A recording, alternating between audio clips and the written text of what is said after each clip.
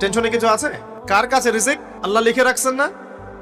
ইনশাআল্লাহ এর বাইরে কিছু হবে না। অতএব এত দুশ্চিন্তার কিছু নাই, জীবনকে নিয়ে এত দুশ্চিন্তার কিছু নাই।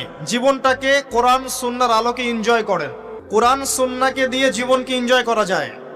কোরআন এবং সুন্নাহর আনুগত্যের মধ্য দিয়ে আপনি জীবনকে উপভোগ করেন, টেনশন করার দরকার নেই। মনে রাখবেন, আল্লাহ যদি আপনার সাথে থাকেন এবং আল্লাহ যদি আপনাকে কবুল করেন, পৃথিবীর কোনো শক্তি নাই আপনাকে টলাবে। পৃথিবীর কোনো শক্তি নাই, পৃথিবীর সমস্ত শক্তি একত্রিত হয়ে আপনার চুল বাঁকা করতে পারবে না, যদি আল্লাহ আপনার সাথে থাকে।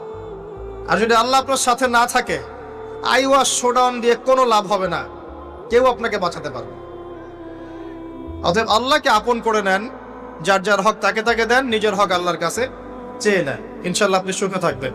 এর আগে আল্লাহ পাক একা ছিলেন, আর কিচ্ছু ছিল না। হুয়াল আউয়াল ওয়াল আখির ওয়াজ জাহির ওয়াল বাতিন।